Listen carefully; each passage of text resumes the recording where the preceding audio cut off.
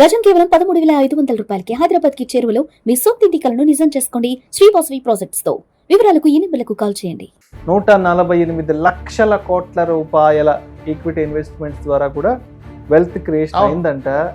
మరి ఇప్పుడు ఏం చెప్తారు దీనికి మీరు? క్రియేట్ అయింది, ఎవరికి వెళ్ళింది? అది డిసిప్లిన్ ఇన్వెస్టర్స్కి వెళ్ళింది, ట్రేడర్స్కి వెళ్ళలేదు. ఇక్కడ కూడా మ్యూచువల్ ఫండ్స్ ఆ లాస్ లేదు కదా. ఇప్పుడు మీరు చెప్పిన రిటర్న్ అంతా పేషెన్స్గా లాంగ్ టర్మ్ ఉన్న వాళ్ళకే మనీ క్రియేట్ అవుతుంది సార్.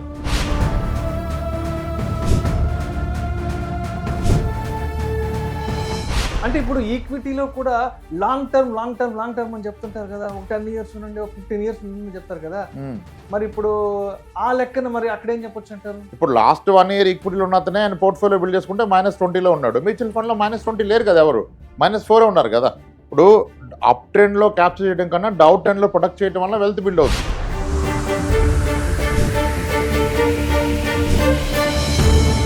మరి 2026లో కనుక పెద్ద ఆర్థిక సంక్షోభం వచ్చి మార్కెట్లు క్రాష్ అయితే అప్పుడు మ్యూచువల్ ఫండ్స్ ఉంటాయా, గల్లంత అయిపోతాయి? ఈ ప్రెడిక్ట్ చేసే వాళ్ళు చేస్తూనే ఉన్నారు. మార్కెట్ దాని పైన చేస్తూనే పోయింది. ఇప్పుడు ఏమంటారు 2026 is going to be another 2008 అని చెప్తున్నారు. ఇప్పుడు సింపుల్ లాజిక్ ఆలోచించండి మీరు, కాసేపు ఎమోషన్ పక్కన పెట్టండి. ఓకే, ఇప్పుడు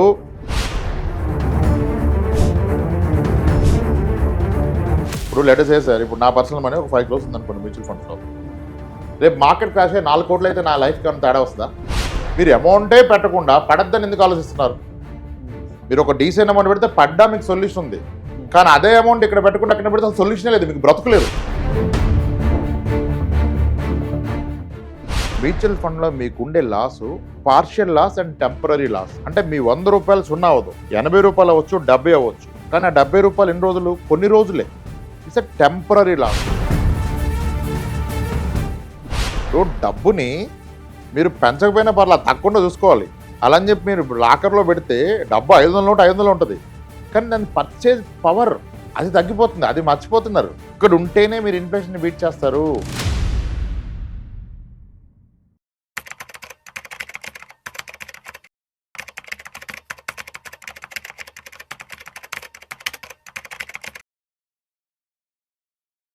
నమస్తే, వెల్కమ్ టు విష్ణు టాక్స్. నేను విష్ణు. ప్రస్తుతం నాతో పాటు సర్టిఫైడ్ ఫైనాన్షియల్ ప్లానర్ అండ్ పైసల ముచ్చట్లు మనీ మంత్రదండం పుస్తక రచయిత ఎం రాంప్రసాద్ గారు ఉన్నారు. సార్తో మాట్లాడదాం. సార్ రాంప్రసాద్ గారు నమస్తే. సార్ నమస్తే అండి, welcome to Vishnu talks. Sir Ramprasad గారు, ఒకసారి మ్యూచువల్ ఫండ్స్ గురించి కాస్త డీటెయిల్డ్ గా కొన్ని బిక్టర్ ఫ్యాక్ట్స్ మాట్లాడుకుందాం. ఇప్పుడు ఉన్నటువంటి మార్కెట్ సినారియోని దృష్టిలో ఉంచుకొని ఫ్యాక్ట్స్ మాట్లాడదాం. బెటర్ ఉందో లేదో తర్వాత చెప్పాలి. ముందు ఫ్యాక్ట్స్ మాట్లాడుకుందాం. ఇప్పుడు లాస్ట్ వీక్ అంతా కూడా markets all time high performance వచ్చాయి. నిఫ్టీ 50 26,000 క్రాస్ అయింది. సరే, అక్కడ దాకా బాగానే ఉంది కదా. మరి మ్యూచువల్ ఫండ్స్ రిటర్న్స్ సంగతి ఏంటి? మిడ్ క్యాప్ ఎలా ఉంది, ఫ్లెక్సీ క్యాప్ ఎలా ఉంది, మల్టీ క్యాప్ ఎలా ఉంది? ఎక్కడైనా పొరపాటున పాజిటివ్ రిటర్న్స్ వచ్చినట్టు కనిపించిందా మీకు? నిఫ్టీ 50 మాడుతున్నారు మీరు. మార్కెట్ అంటే నిఫ్టీ 50 కాదు కదా. నిఫ్టీ 500 మాడదాం, రియాలిటీ బయటకు వస్తుంది. నిఫ్టీ 500 గురించి ఎందుకంటే but as a common man అందరూ నిఫ్టీ 50 గురించి మాట్లాడుకుంటారు. అందరికి అది అర్థమవుతుంది కాబట్టి అడుగుతున్నాను. కాదు, ఇప్పుడు నిఫ్టీ 50 మాట్లాడితే మీరు మల్టీ క్యాప్లు, ఫ్లెక్సీ క్యాప్, మిడ్ క్యాప్ మాట్లాడితే మళ్ళీ నిఫ్టీ 500కి వెళ్ళిపోయాం కదా. మీకు నిఫ్టీ 500 స్టాక్స్ లో లాస్ట్ 1 year లో 424 stocks are at -6% return. 424 stocks. 80% fall అయిన స్టాక్స్ ఉన్నాయి, 60% ఫాల్ అయిన స్టాక్స్ ఉన్నాయి. 300 stocks are down by -10%.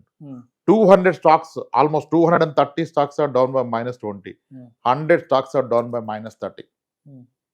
60% fall అయిన స్టాక్స్ ఉన్నాయి, 6-7 స్టాక్స్. 50% 30 స్టాక్స్ డౌన్ అయినాయి అవుట్ ఆఫ్ నిఫ్టీ 500.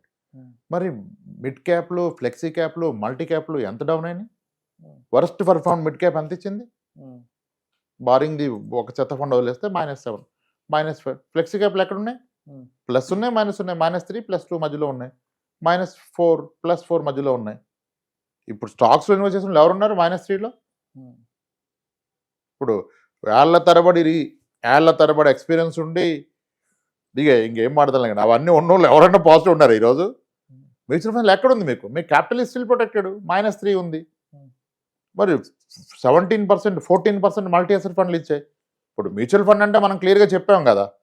ఏం చెప్పాం మ్యూచువల్ ఫండ్ అంటే? మనం మీ 6 years అండ్ అబోవ్ ఉండగలిగితేనే ఈక్విటీ మ్యూచువల్ ఫండ్. 3-4 years అయితే మల్టీ అసెట్ ఫండ్స్, హైబ్రిడ్ ఫండ్స్లో తీసుకోండి. Multi asset, balanced advantage, aggressive hybrid equity అటువంటి ఫండ్స్ తీసుకొని చెప్పాం కదా. ఇప్పుడు మరి మల్టీ అసెట్లు ఇప్పటికీ ఉన్నాయి. There are many funds 10%, 12%, 14%, 15%, 17% last 1 year return. Market ఏమీ లేదు, ఇవి ఇచ్చే కదా సార్. ఓకే. మీరు నిఫ్టీ 500తో కంపేర్ చేయండి, లేదంటే ఎనీ స్టాక్ మార్కెట్ ఇన్వెస్టర్తో కంపేర్ చేయండి. ఎవరు డబ్బులు తెచ్చారు చెప్పండి. మీకు ఏం డౌన్ ఉన్నది? నేను ఎన్నిసార్లు చెప్పాను, మ్యూచువల్ ఫండ్లో పెడితే your capital is going to be down by -30 చెప్పాను. ఇప్పుడు ఎందుకంటే -30 అవలా, బర్ మెనీ స్టాక్స్ 100 స్టాక్స్ పోయినాయి -30 అవుట్ ఆఫ్ ది నిఫ్టీ 500లో. సరే, మీరు ఇప్పుడు ఇన్ని చెప్తున్నారు కదా. నిన్ననే ఒక ఆర్టికల్ వచ్చింది, మోతీలాల్ ఓస్వాల్ వాళ్ళు ఒక ఆర్టికల్ ఇచ్చారు. లాస్ట్ 5 years లో ఇండియన్ ఈక్విటీ మార్కెట్స్ ద్వారా ఎంత వెల్త్ క్రియేషన్ అయింది అన్న దాని గురించి చెప్తే, ఓకే, 148 లక్షల కోట్ల రూపాయల ఈక్విటీ ఇన్వెస్ట్మెంట్స్ ద్వారా కూడా వెల్త్ క్రియేషన్ అయిందంట. మరి ఇప్పుడు ఏం చెప్తారు దీనికి మీరు? క్రియేట్ అయింది, ఎవరికి వెళ్ళింది? అది డిసిప్లిన్ ఇన్వెస్టర్స్కి వెళ్ళింది, ట్రేడర్స్కి వెళ్ళలేదు. మ్యూచువల్ ఫండ్స్ క్యాప్చర్ చేస్తే ఎట్ ది ఎండ్ ఆ డేటా లేదు. అట్ ది ఎండ్ ఇదంతా ఇప్పుడు ఇంత వాలటైల్ మార్కెట్లో 15 months or 18 monthsలో నిఫ్టీ 500లో 420 stocks are down by -6, 300 stocks are down by -10, 200 are by -20, 100 are by -30. ఇక్కడ కూడా మ్యూచువల్ ఫండ్స్లో లాస్ లేదు కదా. ఇప్పుడు మీరు చెప్పిన రిటర్న్ అంతా పేషెన్స్గా లాంగ్ టర్మ్ ఉన్న వాళ్ళకే మనీ క్రియేట్ అవుతుంది సార్. అది మ్యూచువల్ ఫండ్స్ కానివ్వండి, ఈక్విటీ మార్కెట్స్ కానివ్వండి. ఈక్విటీ ఈజ్ నాట్ అంత ఈజీ టాస్క్ కాదు, అది చెప్పుకున్నంత ఈజీ టాస్క్ కాదు కదా. అంటే ఇప్పుడు ఈక్విటీలో కూడా లాంగ్ టర్మ్ అని చెప్తుంటారు కదా. ఒక 10 years నుండి, ఒక 15 years నుండి చెప్తారు కదా. మరి ఇప్పుడు ఆ లెక్కన మరి అక్కడేం చెప్పొచ్చు అంటారు? ఇప్పుడు లాస్ట్ 1 year ఈక్విటీలో ఉన్నతనే ఆయన పోర్ట్ఫోలియో బిల్డ్ చేసుకుంటే -20లో ఉన్నాడు. మ్యూచువల్ ఫండ్లో -20 లేరు కదా, ఎవరు -4 ఉన్నారు కదా. ఇప్పుడు అప్ ట్రెండ్లో క్యాప్చర్ చేయడం కన్నా డౌన్ ట్రెండ్లో ప్రొటెక్ట్ చేయడం వల్ల వెల్త్ బిల్డ్ అవుద్ది. అది ఒక ఇండివిజువల్కి అవ్వదు, ఒక ఫండ్ హౌస్కి అవుతుంది, ఒక ఫండ్ మీద అవుతుంది. ఎందుకంటే దేర్ ఆర్ రెగ్యులేటరీ ఉన్నాడు, డిసిప్లిన్ ఉండాలి. You can put just like నువ్వు అనుకున్నట్టుగా మనీ పెట్టలేవు బీయింగ్ ఎ ఫండ్ మేనేజర్. ఈ సెక్టర్లో ఇంత అలొకేషన్ అంటే అంత అలొకేషన్, ఒక సింగిల్ స్టాక్ అలొకేషన్ ఇంతే. You can't go beyond that. అక్కడ ఆయన కూడా హ్యూమనే, ఫ్రీ హ్యాండ్ ఇస్తే ఇలాగ అయిపోద్ది. ఆ డిసిప్లిన్ ఉండటం వలన దే ఏబుల్ టు మేక్ ఆ రిటర్న్స్, మీ క్యాపిటల్ ప్రొటెక్ట్ చేస్తున్నారు. మీకు స్టాక్ ఇండియన్ ఎనీ ఈక్విటీలో రిటర్న్ రావాలంటే టైమింగ్ ది మార్కెట్ రిటర్న్ ఇవ్వదు. The time spend in the market is going to give return.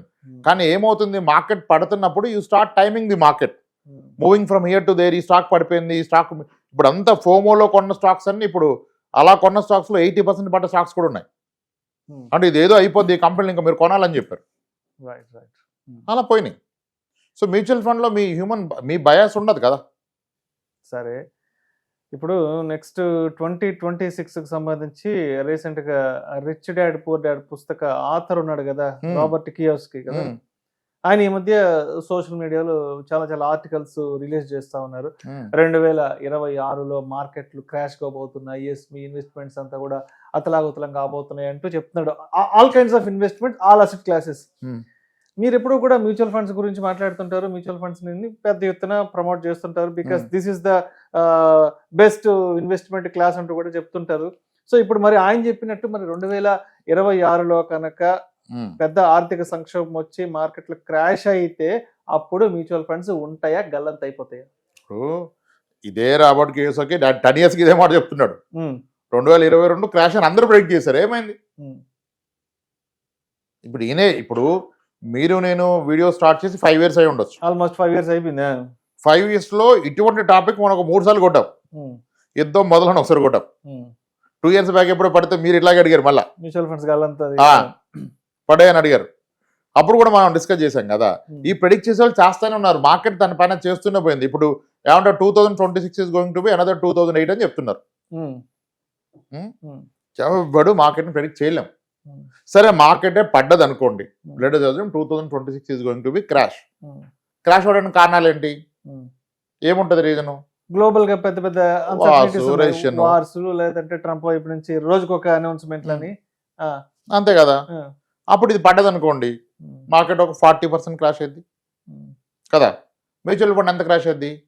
20 crash అయింది, 25 క్రాష్ అయింది. అంటే మీరు 1 crore పెడితే మీ డబ్బులు 75 lakhs అవుద్ది. మరి ఇదే టైంలో అదర్ అసెట్స్ ఏమవుతాయి? రియల్ ఎస్టేట్ ఎంత క్రాష్ అయింది అప్పుడు? అదే అంత రీజన్ వస్తే రియల్ ఎస్టేట్ బయ్యర్ ఉండడు, మరి అక్కడ 1 crore రూపాయలు సున్నా అయిపోతుంది కదా. ఇక్కడ అట్లీస్ట్ మీరు 1 crore రూపాయలు 75 లక్షలు 80 లక్షలు ఉంది కదా. ఇప్పుడు సింపుల్ లాజిక్ ఆలోచించండి, మీరు కాసేపు ఎమోషన్ పక్కన పెట్టండి. ఓకే, ఇప్పుడు మ్యూచువల్ ఫండ్లో 1 crore పెట్టా, ఒక వ్యక్తి 1 crore పెట్టాడు, ఇంకో వ్యక్తి 1 crore పెట్టి అపార్ట్మెంట్ ఫ్లాట్ ఎక్స్ట్రా కొనుక్కున్నాడు, ఉన్నది కాకుండా రెండోది కొన్నాడు, లేదా ఒక ప్లాట్ కొన్నాడు, ఒక ఇండిపెండెంట్ హౌస్ కొన్నాడు. ఈయనేమో రాంప్రసాద్ మాటలు విని 1 crore మ్యూచువల్ ఫండ్లో పెట్టాడు. రేపు రేషన్ వచ్చింది something like 2008. Actually what has happen in 2008 I will tell you. 2008లో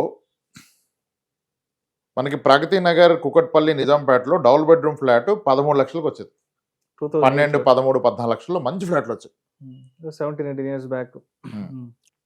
bankers కూడా 90% ఫండింగ్ ఇవ్వడం స్టార్ట్ చేశారు. 90% లోన్ అంటే ₹1,00,000, ₹1,50,000 చేతిలో ఉంటే ఇల్లు కొనేశారు.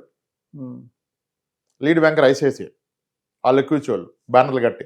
వెంచి స్టార్ట్ గానే బ్యాన్ ఉండేది అక్కడ ఐసిఐసిఐ బ్యాంక్ది, హోమ్ లోన్ ఇస్తామని. అందరు తీసుకున్నారు. తీసుకున్నాక మీరు అన్న రేషన్ వచ్చేసింది. వస్తే ఏమైందంటే 14 లక్షల ఫ్లాట్ కాస్త 10 లక్షలు 11 లక్షలు అయిపోయింది. అప్పుడు ఈ ఇల్లు కొన్నతను చూసుకుంటే ఇతను లోన్ అవుట్ స్టాండింగ్ 12 లక్షలు ఉంది, కానీ ప్రాపర్టీ వాల్యూ 13 లక్షలు 11 లక్షలు ఉంది. అప్పుడు ఆయన ఏం చేస్తాడు? లోన్ ఎగ్గొట్టేశాడు. ఓకే, ఎందుకంటే నా ప్రాపర్టీ వాల్యూ లేదు, నేను అప్పు ఎక్కువ ఉంది, ఎందుకు కడతానని వదిలేసాడు. సో ప్రాపర్టీ వాల్యూ కూడా అప్పే ఎక్కువ ఉంది, అంత కరెక్షన్ వచ్చింది. అప్పుడు వీళ్ళు కట్టడం మానేశారు. పెద్ద గోల్ అయిపోయింది. అప్పుడు ఐసిఐసిఐ బ్యాంక్ క్లోజ్ అయిద్దని చెప్పారు. ఖైరతాబాద్ లో ఉండేది ICICI main ATM, RG mansion అయింది, అయింది. అక్కడ ఏటీఎం దగ్గర ఒక 2 కిలోమీటర్ల క్యూ. ఆ రోజు నా సాలరీ 6,600. నేను కూడా వెళ్ళి క్యూ, నా డబ్బులు ఎక్కడ ఐసిఐసిఐ తీసుకొని మోసం చేస్తుందని చెప్పేసి మొత్తం డబ్బులు లాగేసాం. సో ఇప్పుడు రెసిషన్ వస్తే అక్కడ ఏమైంది రియల్ ఎస్టేట్ పరిస్థితి? బిల్డర్ పారిపోయాడు, లోన్ తీసుకున్నాడు పారిపోయాడు, బ్యాంకర్ బుక్ అయిపోయాడు. ఇప్పుడు మళ్ళీ వస్తే అదే జరుగుతుంది కదా. అంటే నీ రియల్ ఎస్టేట్ ఎక్కడికి వెళ్ళిపోద్ది? There is no buyer for you. But at least mutual fund నీకు బయర్ ఉంటాడు. సరే, నా ప్రాపర్టీ పడిపోయినా ఓకే, నాకు సెకండ్ ప్రాపర్టీ ఉంది, ₹1 కోటి కాస్త 60 లక్షలు అయింది, రేషన్లో నా జాబ్ పోయింది. ఇప్పుడు నాకు తినడానికి డబ్బులు కావాలి కదా. రేషన్ వస్తే ఫుడ్ అయితే ఖర్చు ఆగదు కదా.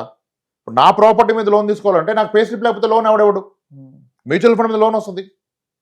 నా దగ్గర 9.99% నేను మ్యూచువల్ ఫండ్ కనిష్ట లోన్ ఇస్తా. 9.99% without pay slip, without CIBIL score. ఇక్కడ ఒకటి పడ్డా మీరు దాన్ని ఎన్కరేజ్ చేసుకోవాల్సిన అవసరం లేదు. దానికి ఎగ్నెస్ట్గా లోన్ తీసుకోవచ్చు without income proof, without CIBIL proof. అది అవ్వదు కదా.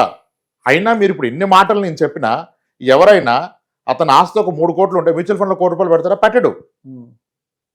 నీకున్నదంతా ఆల్రెడీ అక్కడ ఉంది కదా. దాంట్లో ఒక 10-20% పెట్టిన ఇన్ని ప్రశ్నలు ఎందుకు? ఇంత కంటెంట్, ఈ డేటా అవైలబిలిటీయే హెడ్ఏక్ చేస్తుంది.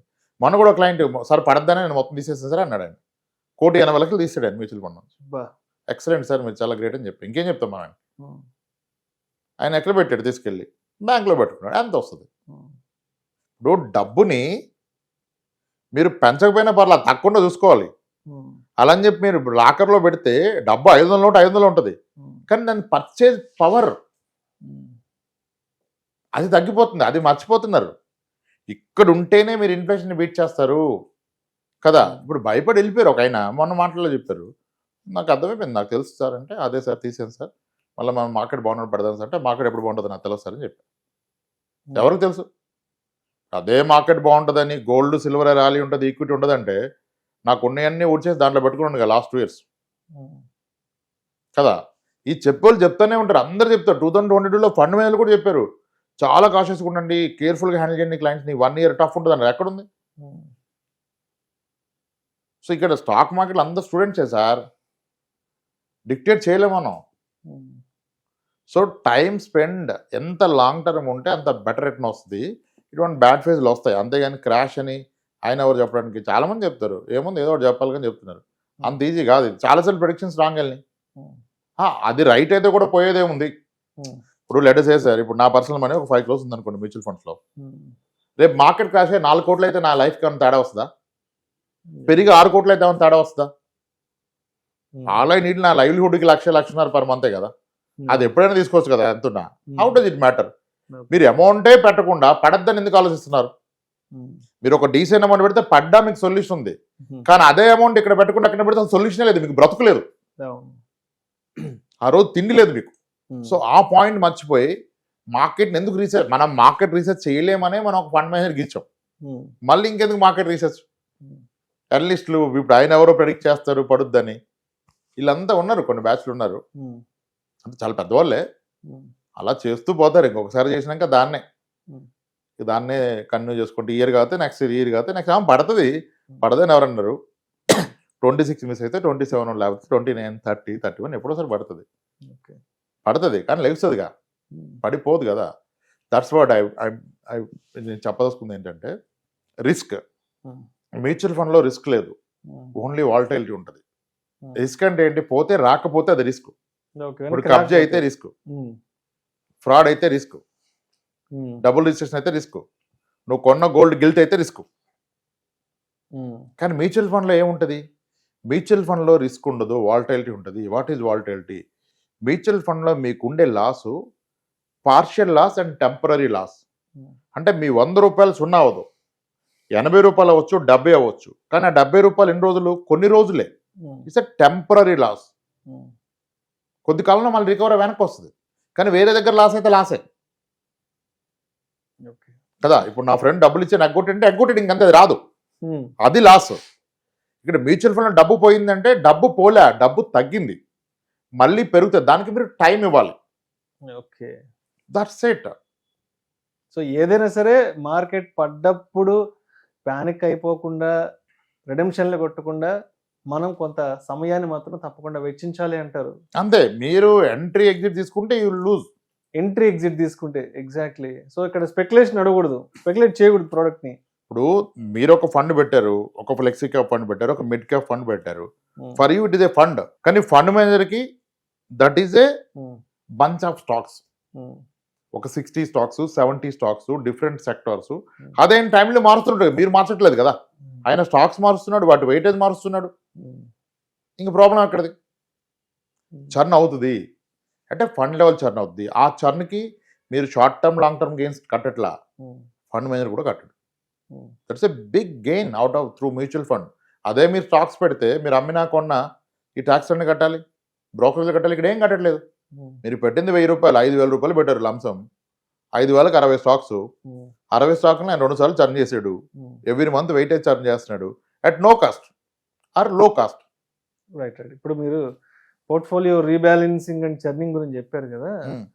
సో ఇప్పుడు మార్కెట్ బాగా వాలటాలిటీలో ఉన్నప్పుడు, లేదంటే ఒక బ్యారిష్ మార్కెట్లో ఉన్నప్పుడు మన ఫండ్స్కి సంబంధించి రీబ్యాలెన్స్, చర్నింగ్ అనేది మన వైపు నుంచి, అంటే ఇండివిజువల్గా నేను ఒక త్రూ అడ్వైజర్ ద్వారా కాకుండానో నేను అది చేసుకోవడానికి నాకు పాసిబిలిటీ ఉంటుందా? చాలా మందికి ఉన్న డౌట్ ఇది. ఎందుకంటే సరే అడ్వైజర్ దగ్గరికి వెళ్తే ఆయన ఏదో చేసి చెప్తాడు, బట్ ఇదే మార్కెట్ ప్యానిక్లో ఉన్నప్పుడు నేను పోర్ట్ఫోలియో చర్నింగ్, రీబ్యాలెన్సింగ్ చేసుకోగలను.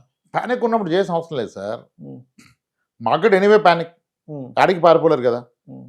At the fund level fund manage చేస్తున్నాడు కదా, మళ్ళీ మీరు ఎందుకు చేయటం? మీరు డైరెక్ట్ ఫండ్ పెట్టినా ఓకే, అంటే అదే డైరెక్ట్గా పెట్టుకున్నా ఓకే, ఫండ్ మేనేజ్ వర్క్ చేస్తున్నాడు కదా మీ గురించి. మీరు గుడ్ ఫండ్. ఇప్పుడు లాస్ట్ ఇయర్ ఏదైతే top mid cap fund last 5 yearsగా ఈ రోజు కూడా 20-22% క్యాగర్ ఉన్న ఫండ్ లాస్ట్ 1 yearగా బ్యాడ్ ఫండ్ అయింది. ఆ ఫండ్ మేము ఇచ్చాం క్లయింట్స్కి. లుకింగ్ ఎట్ అంతకుముందు ఉన్న 3-4 years డేటా, 1 year డేటా కాదు, లాస్ట్ 1 yearగా నెగిటివ్ రేట్ని ఇచ్చింది, బాటమ్ ఫండ్ అయిపోయింది. డస్ ఇట్ మీన్ ఆ ఫండ్ బ్యాడా? కాదు. We're talking to that fund house. Reasons ఉన్నాయి, కాన్సన్ట్రేటెడ్ ఏదో అయింది, వాళ్ళు ఏదో మెజర్స్ తీసుకున్నారు, అవుతుంది. కానీ అయినా ఎంత అయింది? ఒక 7% డౌన్ అయింది, 8% డౌన్ అయింది. అదే నేను స్టాక్స్ కొంటే ఎంత డౌన్ అయ్యేది కదా. అంత ప్యానిక్ అయిపోయి అంత ఏం లేదు సార్. ఇక్కడ పోర్ట్ఫోలియో చర్ను, వాలటైల్ ఏం చేయాలి, అంత సినిమా ఏం లేదు. సింపుల్, 1 టైం పెట్టేసి మీ పని మీరు చూసుకోవచ్చు. అంత రిస్క్ మ్యూచువల్ ఫండ్స్లో ఉండదు నిజానికి. రైట్. సో రాంప్రసాద్ గారు, మరి కన్క్లూజన్గా ఏం మాట్లాడుకుందాం అంటే, ఎలా కన్క్లూడ్ చేద్దాం అంటే, సో ఇప్పటి వరకు మ్యూచువల్ ఫండ్స్కి సంబంధించి చేసిన మిస్టేక్స్ మన వైపు నుంచి ఏవైనా ఉంటే వాటిని ఎలా సార్ట్ అవుట్ చేసుకొని 2026 కొత్త సంవత్సరం నుంచి ఎలా ముందుకెళ్ళాలని చెప్తారు? అండ్ కొత్తగా బిగినర్ లెవెల్‌లో మ్యూచువల్ ఫండ్ ఇన్వెస్ట్‌మెంట్స్ చేసుకోవాలి. కొత్త సంవత్సరంలో ఏదైనా ఒక అసెట్ క్లాసు, ఒక ఇన్వెస్ట్‌మెంట్‌ని మా రెజల్యూషన్‌గా పెట్టుకోవాలి అనుకున్న వాళ్ళకి మీరేం చెప్తారు? మ్యూచువల్ ఫండ్‌లో పెట్టినోళ్ళు తీసుకోవాల్సింది ఏమీ లేదు. మీరు హ్మ్. పెట్టారు దాన్ని మర్చిపోండి. మీరు చేయాల్సింది. ఆ! మీరు పెడితే ఏ ఫండ్ అయినా గానీ డైరెక్ట్ ఆర్ రెగ్యులర్. హ్మ్. ఓకే. కొత్తగా వచ్చినోళ్ళు పెడితే మీరు ఇన్వెస్ట్ చేసేది ఒక 7 ఇయర్స్‌కి, 8 ఇయర్స్‌కి అని గుర్తుపెట్టుకోండి. హ్మ్. 2026లో ఇన్వెస్ట్ చేస్తే మీరు 2035కి చేస్తున్నారు. హ్మ్. 2028కి, 29కి ఏమైద్దనైతే చేయకండి. Okay. It is for long term. హ్మ్. అలా అని చెప్పి ఈలోపు నాకు ఇబ్బందొస్తే హ్యాపీ డబ్బులు తీసుకోండి. హ్మ్. ఇప్పుడు మన డబ్బు మన కోసం, మన డబ్బు కోసం కాదు పనిచేస్తుంది. హ్మ్. నాకు జెన్యూన్ రిక్వైర్మెంట్ వచ్చింది. హ్మ్. అది 10% అప్ ఉన్నా, 20% డౌన్ ఉన్నా నేను తీసుకోవటమే హ్మ్. కదా! But initial objective should be clear long term. But short టర్మ్‌లో ప్రాబ్లమ్ వస్తే యూ విల్ టేక్. హ్మ్. దానికి మీకు హండ్రెడ్స్ ఆఫ్ సొల్యూషన్స్ ఉన్నాయి కదా! హ్మ్. లోన్ తీసుకోవచ్చు అన్నాం. పార్షియల్ రిడెంప్షన్ హ్మ్. కదా! ఇన్వెస్ట్మెంట్ పెట్టిన ఎస్ఐపి ఎప్పుడైనా దాన్ని మీరు ఒక 10,000, 20,000 స్టార్ట్ చేస్తే దాన్ని డబ్బు ఉంటే పెంచండి. డబ్బు తగ్గితే తగ్గించండి. ఇబ్బందిగా ఉంటే కొన్ని రోజులు ఆపండి. ఎక్కడైనా మీకు లేట్ పేమెంట్ వేస్తాడా? హ్మ్. మీరు ఎందుకు 5 ఇయర్స్ కట్టమని అడుగుతాడు. యూలిప్ పాలసీ లాగా హ్మ్. 5 ఇయర్స్ కదా సెకండ్ ఇయర్ కట్టకపోతే లేట్ పేమెంట్ అన్నాడా? ఇంకా ప్రాబ్లం ఎక్కడ ఉంది? ప్రాబ్లం లేదు కదా! మరి ఇంక దీనికేముంది? మీరు ఫస్ట్ ఇన్వెస్ట్ చేయకపోవడం తప్పు. చేస్తే ఇంకా వరీ లేదు. వదిలేయండి దాన్ని. హ్మ్. కొన్నాళ్ళు వదిలేయండి. ఇన్వెస్ట్ చేస్తే గివ్ ఇట్ టైం అంతే. సెటిల్ అయిపోద్ది. ఇట్లా అయినప్పుడు కాస్త మార్కెట్ పడ్డప్పుడు ఏదో న్యూస్ వచ్చినప్పుడు ఇప్పుడు ఎన్నిసార్లు అనలిస్టులు చెప్తూ ఉంటారుగా, హ్మ్. ఈ ఫ్రైడే చెప్తారు Monday is going to be this negative, next Monday positive ఉంటుంది, మళ్ళీ ఈవినింగ్ చెప్తారు హ్మ్. రీజన్ ఇట్లా యుఎస్ నుంచి న్యూస్ వచ్చింది, ఫెడ్ కాల్ తీసుకుంది, ఈ రివిజన్ అయింది ఆర్బీ. ఇంక నువ్వు ఎందుకు రోజు చెప్తున్నావు? హ్మ్. You not invested for day, మరి డైలీ ఎందుకు రివ్యూ చేస్తున్నావు అంట నేను. హ్మ్. ఆ పనంతా ఫండ్ హౌస్ చేస్తారు, ఎక్స్పర్ట్ చేస్తారు, రీసెర్చ్ చేస్తారు. They by research data all comes at some 2% annual expenses రేషియోలో వచ్చేస్తుంది కదా. దానికి ఎందుకంటే మన బుర్ర బద్దలు కొట్టుకోవటం. హ్మ్. హ్యాపీగా పెట్టి పడుకోండి, మీ భార్య పిల్లలతో టైం స్పెండ్ చేయండి, క్వాలిటీ టైం స్పెండ్ చేయండి. హ్మ్. అది వదిలేసి అసలు ఈ రివ్యూలు ఇవన్నీ అనవసరం సార్. హ్మ్. మార్కెట్ ఏం చేస్తుంది మీకు సంబంధం లేదండి. మీరు పెట్టింది 10 ఇయర్స్కి. Right. ఇప్పుడు సుకన్య సమృద్ధి కడితే ఎన్ని ఇయర్స్ దాకా ఆగుతారు మీరు? హ్మ్. పిల్లలకి 18 ఇయర్స్ ఏజ్ వచ్చే అయినా వరకు. సరే. హ్మ్. ఒక పీపీఎఫ్ కడితే పబ్లిక్ ప్రొవిడెంట్ ఫండ్ హ్మ్. అది ఆగుతారు. హ్మ్. మరి ఇక్కడ ఎందుకు ఆగరు? సుకన్య సమృద్ధి 18 ఇయర్స్ ఆగితే నీకు 8.2% ఇచ్చినప్పుడు హ్మ్. ఒక మ్యూచువల్ ఫండ్ 8.2 ఇవ్వదా? అంతకంటే ఎక్కువే. ఆ, అది ఎక్స్పీరియన్స్ కదా. హ్మ్. మరి నువ్వు ఆగాలి కదా, నువ్వు ఎందుకు రియాక్ట్ అవుతున్నావు? ఓకే. హ్మ్. ఇప్పుడు నా పెళ్ళికి గోల్డ్ కొంటే నేను ఎప్పుడు అమ్ముతాను గోల్డ్? ఏదైనా అవసరం వచ్చినప్పుడు. తప్పనిసరి అయితే. తప్పనిసరి ఎమర్జెన్సీ సిట్యుయేషన్స్‌లో. హ్మ్. మరి దీన్ని ఎందుకు నువ్వు కొంటే రేపు చూస్తున్నావు? హ్మ్. ఇల్లు కొంటే ఎప్పుడు అమ్ముతున్నావు? స్థలం కొంటే ఎప్పుడు అమ్ముతున్నావు? అంటే ఎందుకు హై ఎక్స్‌పెక్టేషన్స్ ఉంటాయి దీని గురించి? అంటే ఇప్పుడు గోల్డ్ పడుతుందా లేదా అన్నదే అక్కడ ఎలా ఉంటదంటే, అంటే గోల్డ్ పరిమాణం మన చేతిలో ఉంది గదా అన్నట్టుగా ఆలోచిస్తారు. రియల్ ఎస్టేట్ గురించి ఆలోచించరు. బట్ ఒక్క ఈక్విటీ మ్యూచువల్ ఫండ్ ఒక మ్యూచువల్ ఫండ్స్ మార్కెట్స్ విషయానికి వచ్చేటప్పుడు ఇక్కడ హై ఎక్స్‌పెక్టేషను దీని మీద హై కాన్సంట్రేషన్ ఎక్కువ ఉంటది దీని మీద. అదే ఇప్పుడు lot of information information availability ఎక్కువైపోతాయి అంటారు. ఒకప్పుడు ఇన్ఫర్మేషన్ లేక ప్రాబ్లం, ఇప్పుడు ఇన్ఫర్మేషన్ ఎక్కువే ప్రాబ్లం వచ్చేస్తుంది అంత. Right thank you sir. Thank you so much Ramprasad right గారు. అండి.